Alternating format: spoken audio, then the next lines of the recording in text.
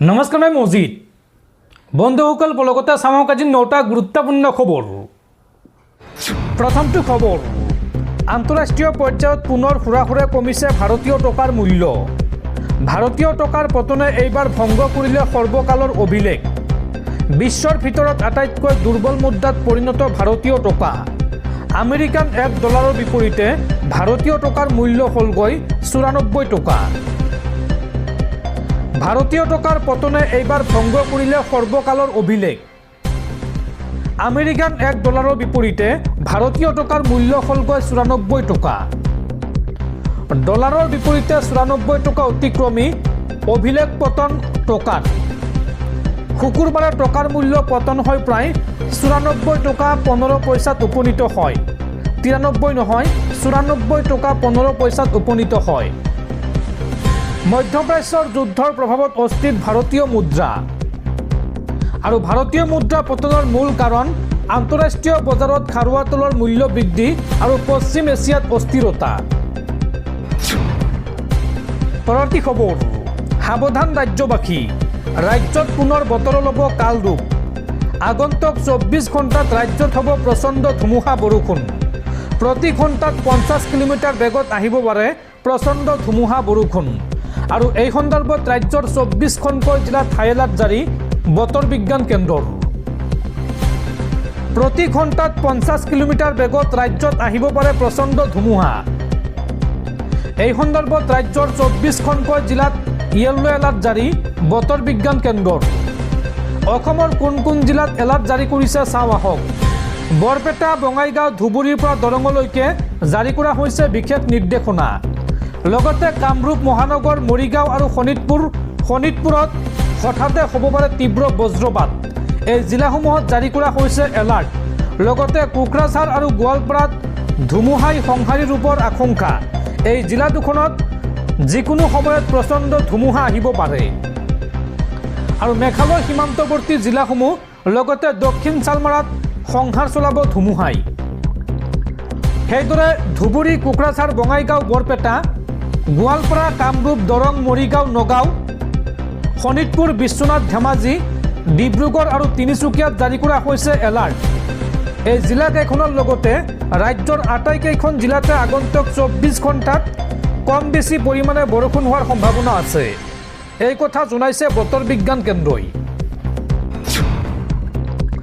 পৰৱৰ্তী খবৰ, পুনৰ অসমলৈ আহি আছে দেশৰ প্ৰধানমন্ত্ৰী নৰেন্দ্ৰ মোদী। এইবাৰ নিৰ্বাচনী প্ৰচাৰ চলাবলৈ অসমলৈ আহিব প্ৰধানমন্ত্ৰী নৰেন্দ্ৰ মোদী। বিহালীৰ বৰালিমাৰীত সম্বোধন কৰিব বিশাল জনসভা। এইবাৰ ৰাজ্যৰ 5টা বিধানসভা সমষ্টিত নিৰ্বাচনী প্ৰচাৰ চলাব প্ৰধানমন্ত্ৰী মোদীয়ে। সমষ্টিকেইটা হৈছে বিহপুৰীয়া সমষ্টি, নদুৱাৰ সমষ্টি, বিশ্বনাথ সমষ্টি, বিহালী সমষ্টি আৰু গহপুৰ সমষ্টিত নিৰ্বাচনী প্ৰচাৰ চলাব প্ৰধানমন্ত্ৰী নৰেন্দ্ৰ মোদীয়ে। দৰ্শকসকল, আৰু বহুতো গুৰুত্বপূৰ্ণ খবৰ আছে। তাৰ আগতে আপোনাক জনাওঁ যে যদি আপুনি এতিয়ালৈকে এইটো ভিডিঅ'ত লাইক কৰা নাই তেন্তে এতিয়াই ভিডিঅ'টোত লাইক কৰি দিয়ক। আৰু এনেকুৱা ধৰণৰ ভিডিঅ'সমূহ নিতৌ চাবলৈ চেনেলটো ছাবস্ক্ৰাইব কৰি কাষত থকা বেল আইকনটো প্ৰেছ কৰি ৰাখক। পৰৱৰ্তী খবৰ, দুগুণ বৃদ্ধি পাইছে হিমন্ত বিশ্ব শৰ্মাৰ পৰিয়ালৰ মুঠ আয়। বিগত 5 বছৰত কিমান বাঢ়িল মুখ্যমন্ত্ৰীৰ পত্নীৰ সম্পত্তি, চাওঁ আহক। শুকুৰবাৰে অৰ্থাৎ 20 মাৰ্চ তাৰিখে দাখিল কৰা নিৰ্বাচনী শপতনামা অনুসৰি অসমৰ মুখ্যমন্ত্ৰী হিমন্ত বিশ্ব শৰ্মা আৰু তেওঁৰ উদ্যোগী পত্নী ৰিণিকী ভূঞা শৰ্মাৰ মুঠ আয় 2021 চনত 17.27 কোটি টকাৰ তুলনাত 2026 চনত প্ৰায় দুগুণ বৃদ্ধি পাই 35.16 কোটি টকা হৈছে। জালুকবাৰী সমষ্টিৰ পৰা বিজেপিৰ প্ৰাৰ্থী হিচাপে মনোনয়ন পত্ৰ দাখিল কৰা হিমন্ত বিশ্ব শৰ্মাই 2021 চনত 1.72 কোটি টকাৰ তুলনাত 2026 চনত 2.36 কোটি টকাৰ অস্থাৱৰ সম্পত্তি ঘোষণা কৰিছে। তেওঁ কোনো স্থাৱৰ সম্পত্তিৰ মালিক নহয়।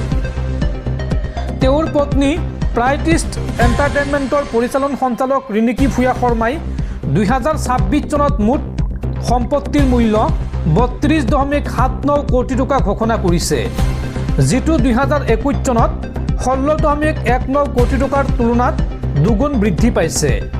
তেওঁৰ সম্পত্তিৰ ভিতৰত স্থাবৰ আৰু অস্থাবৰ দুই ধৰণৰ সম্পত্তি আছে। শপতনামা অনুসৰি মুখ্যমন্ত্ৰীৰ হাতত নগদ 2.28 লাখ টকা আৰু 4টা বেংকত মুঠ 68,01,943 টকা জমা ধন আছে। তেওঁৰ পত্নীৰ নগদ আছে 3.16 লাখ টকা আৰু বেংকত জমা ধন আছে 74,85,248 টকা। মুখ্যমন্ত্ৰী শৰ্মাই বণ্ড, ঋণপত্ৰ, শ্বেয়াৰ বা মিউচুৱেল ফাণ্ডত কোনো বিনিয়োগ কৰা নাই বুলি জনোৱাৰ বিপৰীতে তেওঁৰ পত্নীৰ 5.10 কোটি টকাৰ এনে বিনিয়োগ আছে। তেওঁৰ 1.77 কোটি টকাৰ জীৱন বীমা পলিচি আছে। আনহাতে শৰ্মাৰ কোনো জীৱন বীমা পলিচি নাই। মুখ্যমন্ত্ৰীৰ কোনো নিজা যান বাহন নাই। আনহাতে তেওঁৰ পত্নীৰ হাতত আছে 2018 চনত 21.60 লাখ টকাত ক্ৰয় কৰা এখন জীপ। শৰ্মাই 25.10 লাখ টকাৰ 180 গ্ৰাম সোণ থকাৰ কথা ঘোষণা কৰিছে। তেওঁৰ পত্নীৰ হাতত আছে 1459.221 গ্ৰাম সোণ, যাৰ বজাৰ মূল্য প্ৰায় 2.03 কোটি টকা। শৰ্মা বা তেওঁৰ পত্নী কোনো কৃষিভূমিৰ মালিক নহয়। মুখ্যমন্ত্ৰীৰ কোনো অকৃষিভূমিও নাই। কিন্তু ৰিণিকী ভূঞা শৰ্মা 3টা অকৃষিভূমিৰ মালিক, 2টা অধিগ্ৰহণ আৰু এটা উত্তৰাধিকাৰী, যাৰ বৰ্তমানৰ মুঠ বজাৰ মূল্য 19.25 কোটি টকা। ইয়াৰ ভিতৰত এটা 1.60 কোটি টকাৰ ঘৰ থকা 12,960 বৰ্গফুটৰ সম্পত্তি আৰু 1.40 কোটি টকাৰ উত্তৰাধিকাৰী সম্পত্তি আৰু 2022 চনত অধিগ্ৰহণ কৰা আৰু বৰ্তমান 4.25 কোটি টকাৰ 2,127 বৰ্গফুটৰ আন এটা প্লট। শপতনামাত এই কথা উল্লেখ কৰা হৈছে যে শৰ্মাৰ বৰ্তমান মুঠ ঋণ 95.05 লাখ টকা। আনহাতে তেওঁৰ পত্নীৰ ঋণৰ পৰিমাণ 15.91 কোটি টকা। শৰ্মাই নিজৰ আয়ৰ উৎস চৰকাৰী দৰমহা বুলি ঘোষণা কৰাৰ বিপৰীতে পত্নীয়ে দৰমহাৰ আয়ক উৎস হিচাপে তালিকাভুক্ত কৰিছে। 2021 চনৰ দৰে মুখ্যমন্ত্ৰীয়ে শপতনামাত নিজৰ 2 সন্তানক নিৰ্ভৰশীল হিচাপে অন্তৰ্ভুক্ত কৰা নাই, কিয়নো এতিয়া দুয়োজনেই প্ৰাপ্তবয়স্ক। মুখ্যমন্ত্ৰীয়ে উল্লেখ কৰে যে তেওঁৰ বিৰুদ্ধে কোনো অপৰাধমূলক গোচৰ চলি থকা নাই আৰু তেওঁক কোনো আদালতে দোষী সাব্যস্ত কৰা নাই। শৈক্ষিক অৰ্হতা হিচাপে ৰাজনীতি বিজ্ঞানৰ ছাত্ৰ শৰ্মাই গুৱাহাটী বিশ্ববিদ্যালয়ৰ পৰা ডক্টৰেট ডিগ্ৰী লাভ কৰাৰ লগতে আইনৰ স্নাতক। পৰৱৰ্তী খবৰ, বিধানসভা নিৰ্বাচনৰ পূৰ্বে বিজেপিত পুনৰ মক্ষম আঘাত। এইবাৰ দল এৰিলে ৰাজ্যিক বিজেপিৰ প্ৰাক্তন উপ সভাপতি জয়ন্ত কুমাৰ দাসে। আনুষ্ঠানিকভাৱে ৰাজ্যিক বিজেপিৰ পৰা জয়ন্ত কুমাৰ দাসৰ দলত্যাগ বা পদত্যাগ। ৰাজ্যিক বিজেপিৰ সভাপতি দিলীপ শইকীয়ালৈ পদত্যাগ পত্ৰ প্ৰেৰণ জয়ন্ত কুমাৰ দাসৰ। উল্লেখযোগ্য যে প্ৰদ্যুৎ বৰদলৈক টিকট প্ৰদানৰ পিছতে মুকলিকৈ বিদ্ৰোহ ঘোষণা কৰিছিল জ্যেষ্ঠ বিজেপি নেতাগৰাকীয়ে আৰু এইবাৰ দিছপুৰ সমষ্টিত নিৰ্দলীয়ভাৱে প্ৰতিদ্বন্দ্বিতা কৰিব জয়ন্ত দাসে। পৰৱৰ্তী খবৰ, পুনৰ বৃদ্ধি পালে পেট্ৰল ডিজেলৰ মূল্য।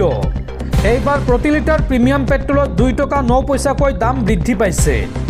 মধ্যপ্ৰাচ্যৰ যুদ্ধৰ বাবে আন্তঃৰাষ্ট্ৰীয় বাণিজ্যিক বজাৰত হাহাকাৰ অৱস্থা আৰু যুদ্ধৰ বাবে আন্তঃৰাষ্ট্ৰীয় বজাৰত বৃদ্ধি পালে খাৰুৱা তেলৰ দাম। মধ্যপ্ৰাচ্যৰ যুদ্ধৰ বাবে এইবাৰ আন্তঃৰাষ্ট্ৰীয় বাণিজ্যিক বজাৰত হাহাকাৰ অৱস্থা। যুদ্ধৰ বাবে আন্তঃৰাষ্ট্ৰীয় বজাৰত বৃদ্ধি পালে খাৰুৱা তেলৰ দাম। প্ৰিমিয়াম পেট্ৰলৰ দাম বৃদ্ধি ইণ্ডিয়ান অইল কৰ্পোৰেশ্যনৰ।